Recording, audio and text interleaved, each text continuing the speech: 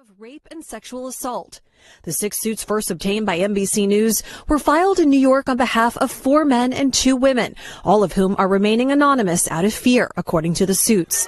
The accusations date as far back as 1995 and as recently as 2021. One of the lawsuits include an allegation of assault and rape of a woman in a Manhattan hotel room when she was just 19 years old. One of the male accusers claims he was just 16 years old when he was sexually assaulted by Combs. Another alleging he was drugged and raped by Combs in a van at one of Combs's famous white parties in the Hamptons. While a third male accuser claims that in 2021 at a party hosted by Combs, he was raped by 3 men, including Combs, according to the lawsuits. There's an overarching theme here, as you probably can see, which is basically Sean Combs feels like he can do whatever he wants. Combs' legal team have not commented on the latest string of suits, which were the first from Texas attorney Tony Busby, who claims Diddy won't be the only celebrity named in future lawsuits. Certainly, there will be people named in these suits that will raise some eyebrows. Last week, a federal judge set Combs' criminal trial date for May 5th to face sex trafficking and racketeering charges. Combs has pleaded not guilty to those charges and has repeatedly denied any wrongdoing as his attorneys continue to push for his release as he awaits trial. Lester? Thanks for watching. Stay updated about breaking news and top stories on the NBC News app or follow us on social media. Ignition. And liftoff. Liftoff. And Falcon Heavy with Europa Clipper. Blasting off on a 1.8 billion mile journey, NASA's mission to answer a question as old as humanity itself. Falcon Heavy is supersonic. Are we alone? It will take nearly 6 years to reach Europa, one of Jupiter's 95 moons. Discovered by Galileo 400 years ago, it looks like an ice-covered rock.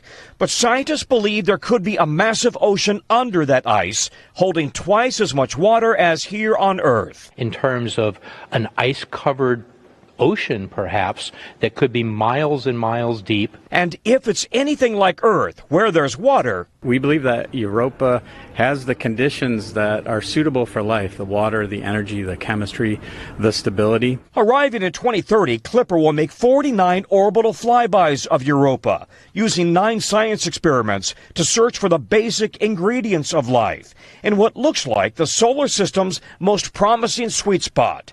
Clipper's launch comes as SpaceX cheers another engineering marvel, landing a massive rocket booster back in the mechanical arms of its launch pad and sending the uncrewed Starship around the Earth. A critical test flight to one day land humans on the Moon and Mars, as we also search for life beyond. Lester? All right. Thanks for watching. Stay updated about breaking news and top stories on the NBC News app or follow us on social media. And another group of people being targeted online in the aftermath of back-to-back hurricanes, forecasters. A meteorologist in Michigan says she even got death threats, leading her to write this on social media, quote, "Murdering meteorologists will not stop hurricanes." Joining us now is Matthew Capucci, a D.C.-based meteorologist for My Radar Weather and the Washington Post. Matt, you've been bearing a lot of the brunt of this stuff as well. What have people been saying to you, and how does it affect you doing your job? Yeah, most definitely. I have to say, in the past 2-ish months, roughly, the tone on social media has changed seemingly overnight. You know, ordinarily, I'm used to comments about whether it be, the contrails behind airplanes or climate change. But lately, it's been an inundation of conspiracy theories. People who believe that we're manufacturing the hurricanes, that we're somehow part of a government cover-up, that somehow the hurricanes are targeting red states. So many ludicrous claims. And the craziest part, none are based in science whatsoever.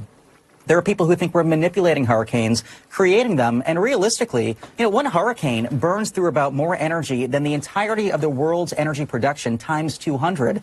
A hurricane might have the energy of 10,000 nuclear bombs. And so to see these ideas proliferating on social media is not only alarming, but I think indicative of kind of American culture at this point. Yeah, I mean, there's a bigger picture here, and I think there's